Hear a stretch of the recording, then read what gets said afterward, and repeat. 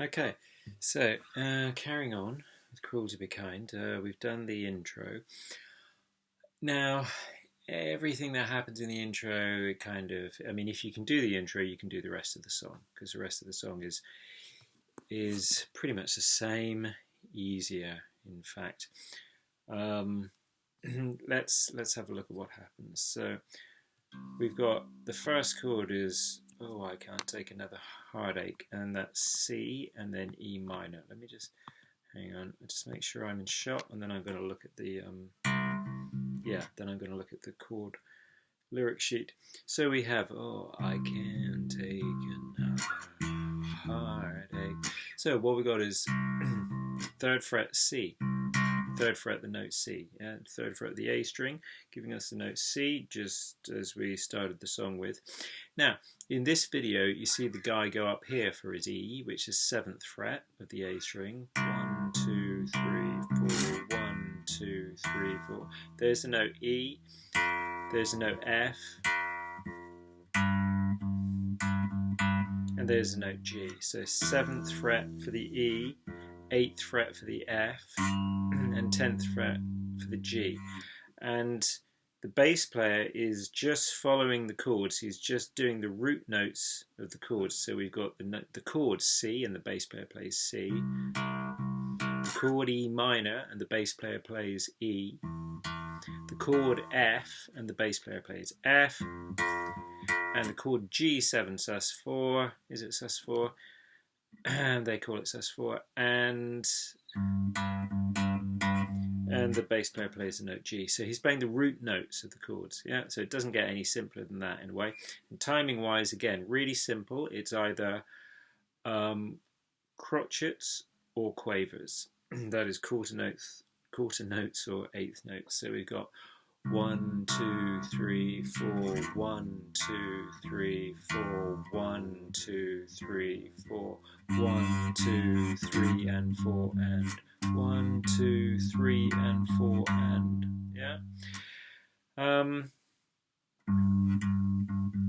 you could just go 1, 2, 3, 4, or you could put in the 8th notes 1, 2, 3, and 4, and that other thing I did. You see this bass player do this thing. 1, 2, 3, 4, 1, 2, 3, and 4, and so on that beat 3, it's basically a hammer-on. The note, it's ornament, as they call it in classical music. Instead of just 1, 2, 3, and 4, and on the note G, 1, 2, 3, and 4, and it just gives it a different expression, because the main note you're hearing is the G, but you've quickly hammered onto it from the F. So from fret 8 to fret 10. And sometimes he does it from the E to the F, fret 7 to fret 8. Okay, so that takes you through the first 2 lines of the verse in terms of lyrics. And then you say your love is bona fide, but that don't coincide. Now, we've got 4 beats on the C. You say your love is bona fide, but that 1, 2, 3, 4. 2 beats on the F, 2 beats on the E. 1, 2, 3, 4. 4 beats on the D. This is 5th fret of the A string. It's on the D. And then you're back to the F. When I ask you, E to be nice, F. You say you gotta be 1, 2, 3, and 4, and so you're just following what I said in the about how many beats, how many bars you spend on each chord. You're obviously following what I said in the guitar video. We had the just then in that last line we had, when I ask you to explain, you say to gotta be So 1, 2, 3, 4, 1. When I ask you to be nice, 2, 3, 4, 1, 2, 3, and 4, and. So you're either on a, throughout the verse, you're either on a chord for a full bar, 4 beats, or half a bar, 2 beats, yeah? So I'll just go through that again. So, oh, I can't take another heartache, though you say you're my friend. I'm at my wits' end, you say your love is bona fide, but that don't coincide with the things that you do. And when I ask you to be nice, you say you gotta be. Okay, so excuse the singing, but it's in totally the wrong key for me. And and maybe you also saw that sometimes I played a particular fret with, you know, one finger, and then the next time I played it with another finger. It doesn't really matter. The reason it doesn't really matter is because it's going so slowly. You know, you don't have to move your hand fast. So you could play all of it with the first finger. I mean, I don't think you should, because I think you should get used to using, multiple fingers. You should get used to using all your fingers on your fretting hand. But what I mean is, because there's nothing complex going on, and so, oh my god, I have to have this finger here so I can get to that note there, and then there isn't any of that. It's all pretty straightforward, pretty simple. So sometimes I'm just playing this note with this finger, or sometimes with this finger. Yeah, you do what's comfortable for you. I would just say that when you're going from fret 7 to fret 8, I would use fingers next to each other, like fingers 1 and 2, or fingers 2 and 3. Maybe fingers 3 and 4, or 2 and 4. That's a very typical bassist thing to do. That hammer-on,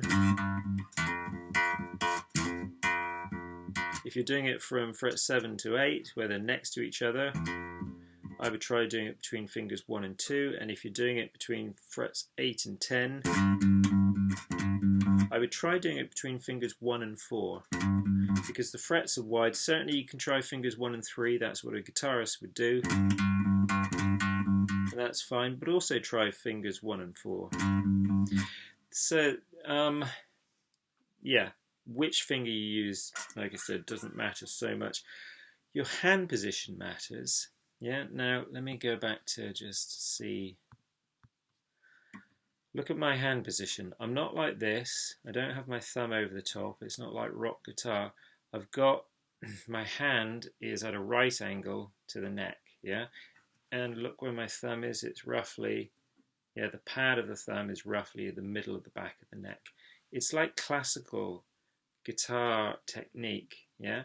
You've got this position of hand in this angle, at this angle to the neck, like perpendicular, 90-degree angle, not a 45-degree angle.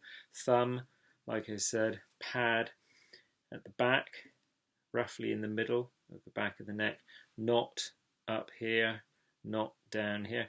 Why this position? And thus with the thumb like this, you can see the palm is all the way down here, not up here. This position is good technique. It will serve you most of the time. The reason why it's good technique is because it allows the fingers to move more freely. If your hand is in this position, as though you're holding an orange or something, just like that, then your fingers can move much more freely than if your hand is like this. So if my palm is all the way up here, touching the bottom of the neck, and then you try and move your fingers around, yes, of course you can do it, but not as easily, as freely as if your hand is in this position. Yeah, then your fingers are easier to move. Also, if you're in this position, very difficult to get a stretch. It's more difficult to stretch your fingers out than if your hand is in this position. You can stretch them out more. Yeah, it's just the I can't think of the word. The way your hand works. Yeah, the mechanics of how your hand is able to move. So in this position, I can get more of a spread than if I'm in this position. Yeah. So that means I can more easily fret the strings with, Look at the position of my fingers. I'm fretting with the tip of my fingers. Yeah, I'm trying not to do this. Flats of the fingers. I'm trying to get the tips of the fingers. And again, that's more about that if my fingers are in this curved position, well, it's easier to move them than if they're in this flatter position. And also, in this curved position, they end up being more of an equal length than if they're straight out like this. Then obviously that's the longest finger, this is really short. But if they're like this, they're all pretty much of the similar length. And I find that it feels more even. And certainly that thing of like, I feel I can move my fingers better in this position, in this hand position, than if I've got, and finger position, than if I've got my fingers flat on. So I'm not, on the whole, sometimes you will, sometimes you'll play with the flat, you know, the fingerprint part, but generally, rather like guitar playing, you want to be playing with the tip. It'll lead to more accuracy. Don't worry too much about that, but bear it in mind, yeah? And then if it's not part of your playing already, it will gradually sink into and become more part of your playing. Okay, so that was a little aside because because there's not much to talk about in the actual bass line. So we've done the verse bass line. The chorus, same sort of thing. We've got the same chords, the same notes, just in a different order. So we've got, you gotta be cruel to be kind in the right measure.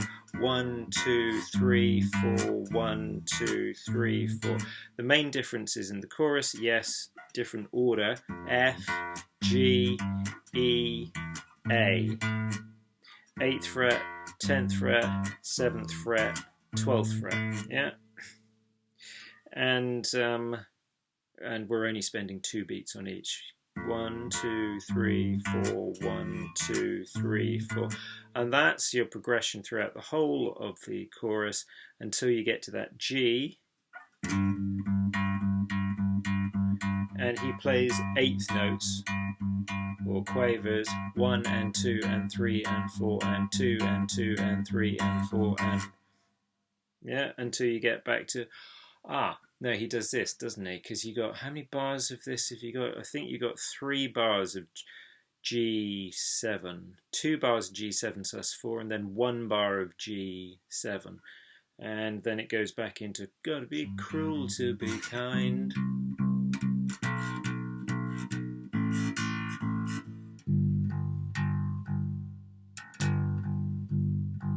And then you've got that same chord progression as you have in the intro.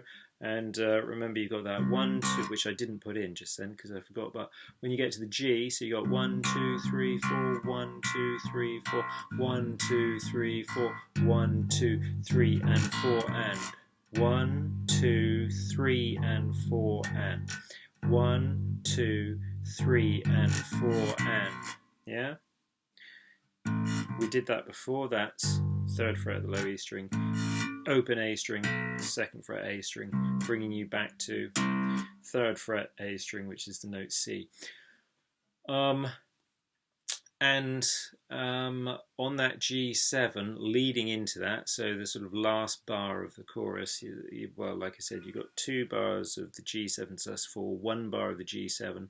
For us bass players, it's going to be just the 3 bars of G, 1, 2, 3, 1 and 2 and 3 and 4 and 2 and 2 and 3 and 4 and 3 and 2 and 3 and 4 and. He does that, doesn't he? He goes all the way from here. 1 and 2 and 3 and 4 and. So it's on the and of 3. He goes from this G to this G and does that ascending bass line again. That ascending run, which takes you from the note G, or the chord G, to the chord C, yeah? Or the chord G7 to the chord C. Now, that's quite a big jump. So whatever finger you're doing with, let's say you're doing it with your 3rd finger here, 2, 3, 2 and 2 and 3 and 4 and 3 and 2 and 3 and 4 and then you're into the 1 2 3 4 1 2 3 4 1 2 3 and 4 and then you're back into a verse, which we've done. Now practice this movement slowly, and just don't worry, don't do the picking pattern each time on it. Just go 1 2 3 4 1 2 3 4 1 2 3 4 1 2 3 4, just back and forth between this position, let's say with your third finger on the 10th fret, and this position with your second finger on the 3rd fret of the low E string. Why second finger? Because in the actual song you're going to go that run where you want the second finger here and the first finger here covering the 2nd fret. So practice that going back and forth, and remember eye-wise, you're looking at where your hand is going. So when I'm up here, I'm going to look down at the 3rd fret. I'm looking at the 3rd fret and then bringing my hand to it.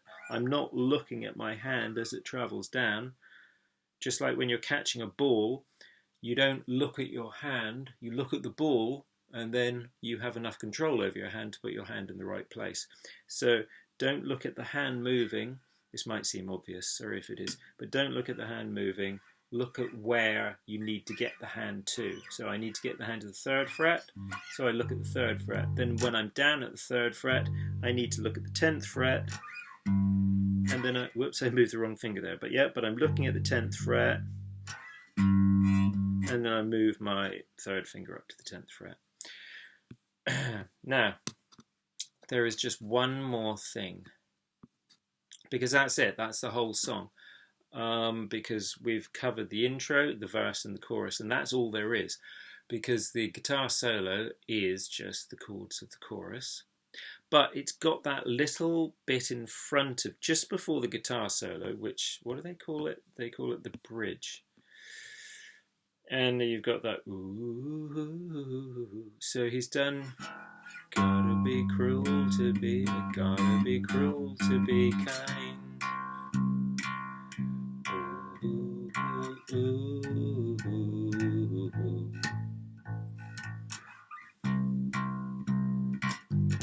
And you see the guy in the video, 1 2 3 4 and 1 2 3 4. So I'm looking now at the part of the Ultimate Guitar chord lyric sheet where it says bridge.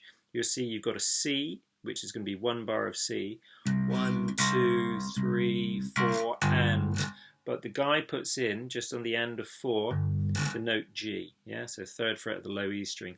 Then he goes up to the note A, and you see we've got 2 bars of A. We've got 1 bar of A and 1 bar of A7. 1 2 3 4 1 and 2 and 3 and 4 and this is, I guess this is technically the most difficult part, yeah. And all this is, so harmonically the most interesting part is the intro chord progression. Technically this is the most difficult part. What this is, remember, is an A7 chord. Now remember this shape. I think you've done that shape for your blues. 5th fret, low E string, 4th fret A string, 7th fret A string. So 5th fret, 4th fret, 7th fret, 5th fret D string, 7th fret D string. Yeah? 5 4 7 5 7 5 4 7 5 7 in terms of frets. Yeah, look at my fingering, which ones I use. 2 1 4 1 4. That is a good fit for your hand. 2nd, 1st, 4th, 1st, 4th. Yeah, if I did this with 1 and 3, those 2 frets apart, it's a bit of a stretch. If I do it with 1 and 4, I can keep my hand nice and relaxed. It's mainly this run, this little phrase, is mainly that. It's an A7. The chord is A7, and this is the arpeggio of an A7. We have root, third, fifth, flat 7, and octave. Yeah, and the line is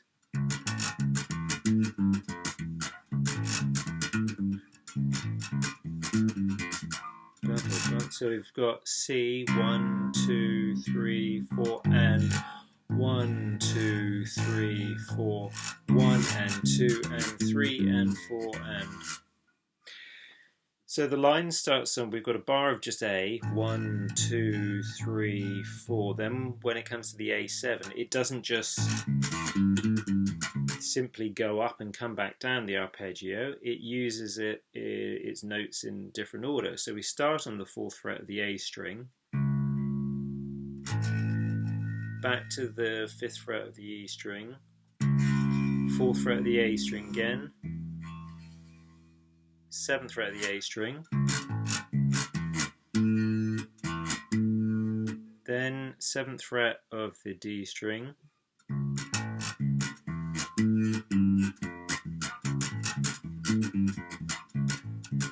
now different ways of fingering it, we'll get to that in a minute. So we've got 4th fret of the A string, 5th fret of the E string, 4th fret of the A string, 7th fret of the A string, 7th fret of the D string, 5th fret of the D string. Then there's one note which is outside of the arpeggio. We'll go into why it's outside later, yeah. But it's just one fret out, and basically it's a chromatic note. It's a passing note. You don't hear it for very long. It just gives a bit of tension, a bit more tension to a chord that is already about tension, a dominant 7th chord. Why, by tension you could say dissonance as well, yeah, a clashing sound, which clashing needs to be resolved. That's the whole point of a dominant 7 chord, basically, in terms of the movement of chords, yeah, in terms of a journey. So we've got that one note outside of the arpeggio, which is the 8th fret of the A string, which very quickly, yeah, resolves to the 7th fret of the A string. So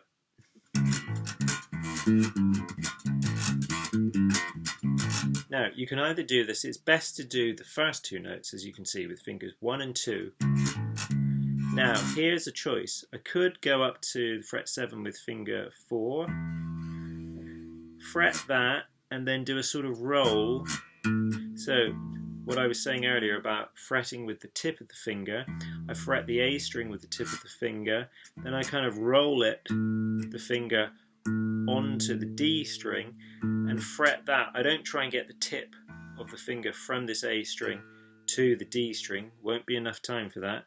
So I do this, I fret the A string with the tip, let me just make sure that you're seeing this, and then I just flatten the finger.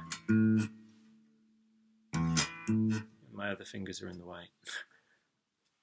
Let's see if you can see that. Tip, flat, or fingerprint part, yeah? So A string with the tip, D string with the fingerprint part. Finger 1 here, then finger 4 here, and finger 3 here, yeah? Or, that stays the same, fingers 1, 2, 1. I could go up to fret 7 with the 3rd finger. Now look at my hand, I don't try and keep this here and then stretch all the way up to there. I don't need to do that. As soon as I finish with that note, I move the whole hand up, yeah, point the whole hand up, so that I can easily, without straining my hand, I can easily just get my 3rd finger to that fret 7. Now if I use my 3rd finger here, I've got my 4th finger in the right position basically to fret the 7th fret of the D string. Then again I use my 1st finger here, 5th fret of the D string, and I use my little finger and 3rd finger again for the 8th fret and 7th fret of the A string. Yeah, so 4. So we've got that on the A7, yeah, and then it leads into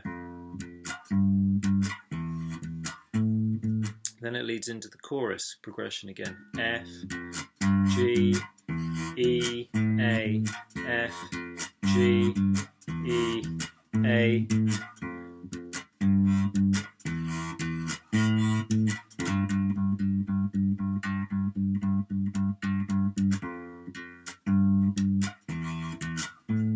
And then at the end of the song, you get the chorus just repeating again and again. You know, like chorus, chorus, chorus, chorus out. So I hope that's okay. Any questions? Let me know in the group chat. Yeah, I think I've covered everything. Yeah. Okay. Right. I hope that's all right. And like I said, any questions? Group chat. All right. Enjoy that. Bye.